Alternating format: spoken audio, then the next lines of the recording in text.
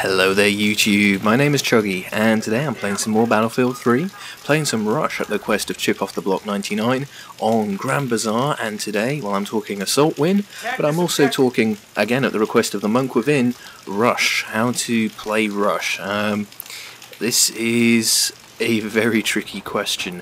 Now, you'll probably noticed from my uploads that I haven't uploaded any Rush gameplay before. There's a good reason for that. I don't particularly like it as a game mode. Personally, I find that Rush games tend to go one of two ways. Either they're very one-sided, because either one team is just purely better than the other, or that the defenders always win. Because just personally, as far as I'm concerned, the way that the maps are constructed, I don't know, there's a slight advantage to the defenders in all accounts. I mean, for example, for the attacker to be outright victorious, they must capture every single MCOM. Now, unless you've got a very good team, that frankly isn't going to happen. However, general advice for Rush, it's all about the objectives. As you can probably imagine, this is Battlefield. Getting to an MCOM is one thing, arming it is quite another. To successfully get basically the arm and obviously then the hopefully destination of the MCOM, it's all about area control. So essentially on every single map which you play Rush on, you obviously have sort of an attacker deployment and a defender deployment. What you need to be able to do is measure either, obviously, if you're a defender, where the attackers are coming from, numbers, what they're trying to bring into the fight, the threats, and as an attacker, obviously, the same for the defenders, and basically trying to figure out the best way to take the area you're playing in section by section. Once you sort of try and gauge where the enemies are predominantly coming from, you can start to work that area, deny them that area. With any luck, you'll start to slow their momentum down, and your teammates behind you will go, ooh, 3 points for arming this MCOM. So really, if you want to play Rush, it's about stopping the enemies going where they want. You won't be able to get the massive points necessarily for arming the MCOMs, but if you can stop the enemy, get them out of their comfort zone as you're playing, certainly that'll go a long way. And just as this game happened, I was with a great team, well balanced, I must say. The two teams are very closely matched, but we basically won this because we were able to quickly take areas, hold the enemies from getting back in, and well, the rest is history. Anyway, so that's very quickly on Rush, how to play it. And in fact, Assault kind of plays quite nicely into this, I guess, because the Assault, using, for example, Smoke here, has some very unique abilities, and in fact, just in general, the Assault has some very unique abilities. So, kind of talking about sort of the Assault win side of things, to round off my little win series of how to use the kits in Battlefield to their fullest, the Assault is all about infantry denial and keeping your infantry in the fight. So, like many kits in Battlefield, it's inverse. For example, the Engineer is about destroying vehicles and repairing them, while this is all about killing infantry and keeping infantry alive. Killing infantry is very straightforward, as you can imagine. This is a first-person shooter. Everyone kind of gets the gist of what you need to do. You're by default equipped with an assault rifle, very capable at attacking and eliminating hostile infantry at close to medium range. Longer range requires either a certain type of rifle or just general fire control on your behalf. The assault rifle, there isn't really much to talk about. The one thing I'd say you would need to be aware of when you're using the assault rifles is that basically there is a spectrum. From the very slow-firing assault rifles, like for example the L85A2, which I'm using here, to the very fast-firing assault rifles. Now, which assault rifle will work for you is something only you can answer. Much like the Recon, actually, really. The best weapon which will work for you in all accounts is basically the weapon which will suit the situations you find yourself in, as you can probably expect. Say for example you're engaging targets at long range, a very fast firing rifle like for example the F2000 would not do you much good, and that is precisely where I tend to find myself really when I'm playing the assault kit. I tend to find myself at medium to long range, and so a slower firing weapon like the L85A2, in assault terms I should say, suits long-range engagements much better, and well, for that exact reason, that's why I'm using the L85 at this exact point. Look for fairly long sight lines, 50-60 odd meters. To be honest, a faster firing rifle I would struggle to use here. However, in the second half of the gameplay, as the map starts to get a little tighter, a little more, compressed, I switch out to the F2000 and just observe how I change my playstyle to match it. I deliberately try and stay away from the longest sight lines. I go for the alleyways, I go for the buildings, and well, towards the end I try and hold a bridge, which kind of works, but only with a bit of fire control. So the weapons are, basically it depends on your playstyle. If you find yourself attacking people at long range, a slower firing assault rifle will be for you. If you find yourself at very close range, faster firing all the way. Now, one thing I should mention actually to do with the assault rifles is that they actually all do, with the exception of the G3A3, the exact same amount of damage per bullet, 25 per round. I think the G3 is around 30 or so. So really, it is completely up to you, which, your playstyle, etc., which rifle will suit you. It's not a case of one, weapon just clearly works for everyone. It's, the weapons, just the way that they, characterize themselves, I guess. It's, all based on your playstyle. Now, for example, this little situation here, I'm out of ammo with my L85A2. I tried to spray that guy down, just didn't work. I didn't have, well, firstly the ammunition in my magazine left, but the fire rate to get the rounds at him in time. An F2000 would be much better. As a matter of fact, in a second you're going to see me start to be beaten at fairly close range, where faster firing rifle will work. So you'll see me swap out, and don't be afraid to change assault rifles or just in general other weapons as the game goes on. There's no weakness or anything like that. You aren't just stuck with the same old weapon. Vary it up, see what works for you, and you never know, you might just find a new favourite combination. So that's the assault rifles, all about denying enemy infantry, and that really is your main job. If you see a vehicle, you should probably think about running the other way. You aren't going to do very well against it. However, if you do come across a friendly infantry who is down or lacking health, this is where the other side of the assault kit comes into play. Essentially, when you're playing the assault, you need to be obviously conscious of killing things, but also keeping your things in the fight, metaphorically. And this is especially true in Rush, obviously, especially as the attackers, where you have a limited number of tickets. Essentially, the assault's job is to keep your guys in the fight, and, well, you have a couple of tools to do that.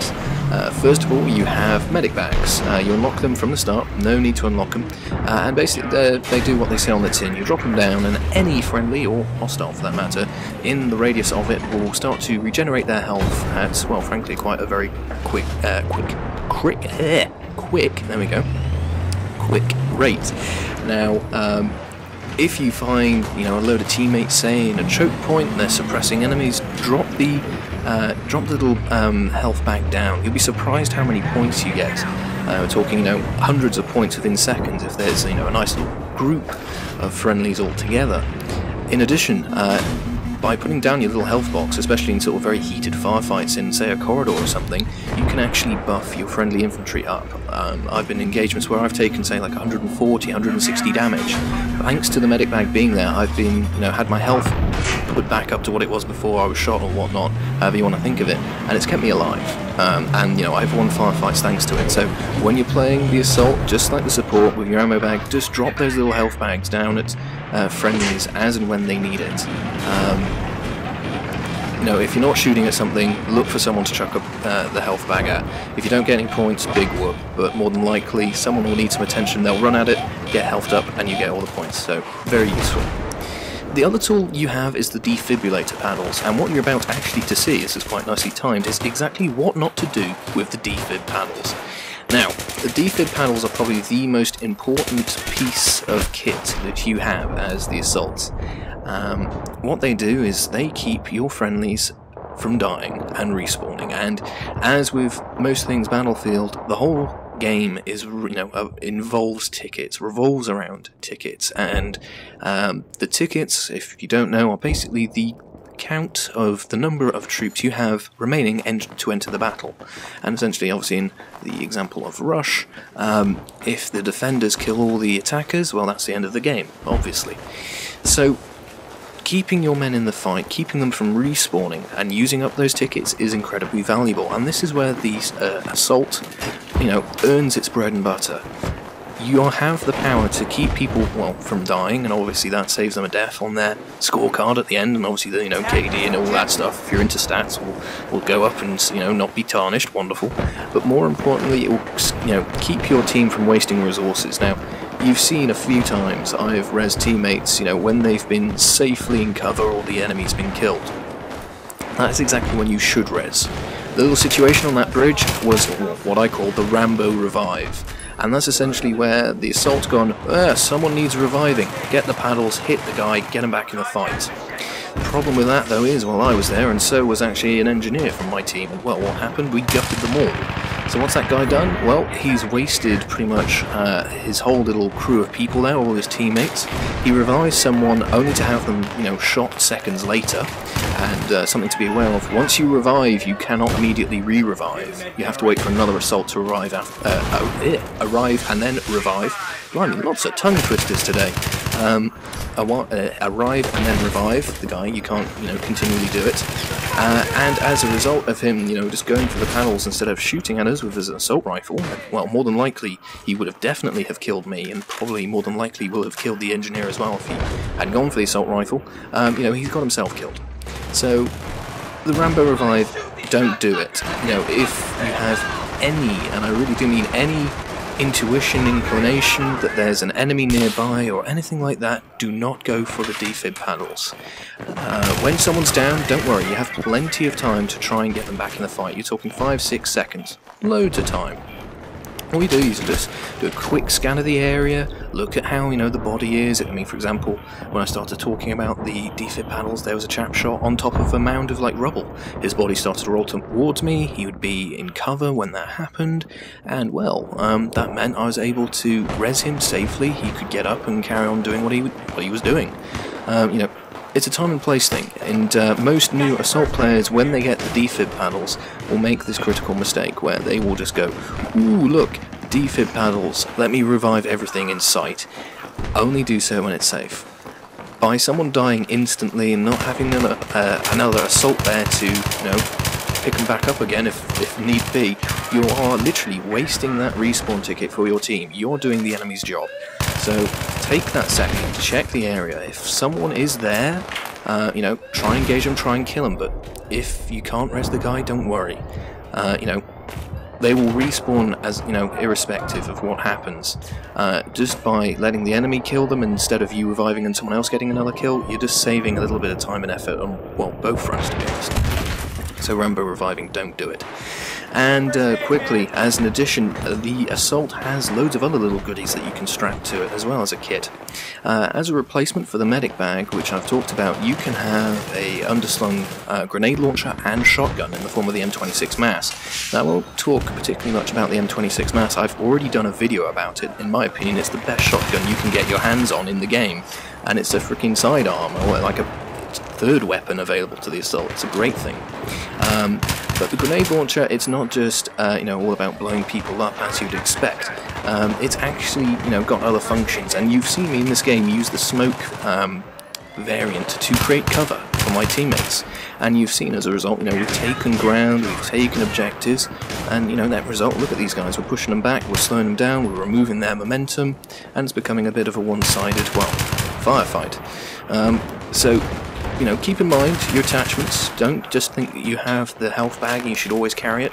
If the situation warrants a shotgun and you're carrying, say, an assault rifle, by all means, grab the mass. For example, the mass has all the shotgun ammo of the other weapons, or the other shotguns you can get. We're talking frag, buckshot, flechette, you name it. Get out there, use it. Try and give your team every single advantage that you can. Now, the assault, personally, I think is the best kit you should go to if you're new to the game. Just by following teammates around, keeping them healthed up, keeping them in the fight, you can learn the routes, learn the ways of the battlefield. And, obviously, as you watch people play, you'll start to go, okay, so the engineers go this way, and the supports go this way, and this is a good piece of cover, etc. It's a great kit for learning, and obviously handing out the health and everything else, your teammates will respect you for it, and they'll love you for it. And especially since health bags and such tend to be a fair rarity as well, they'll tend to flock to you as well. So keep your teammates buffed up, keep your teammates in the fight, and get ready to win. So that's the assault, guys. An amazing kit, very versatile, and you use it right, you can, win games. So guys, that's Assault Win and, well, a little bit on Rush. I hope that helps, well, in both cases, and thank you both. Thank you, the Monk Within and Chip Off the Block 99 for your requests. More than happy to answer them. So I hope you enjoyed that, both the gameplay and the commentary, and as always, thank you so very much for watching. If you could leave a like, dislike, what you believe the video deserves, that would be great. If you have anything you want to see in particular in the near future, you can always comment, and if you're new to my videos, you can always subscribe. So guys, I have been Chuggy, thank you so very much for watching, and I will see you out on the battlefield.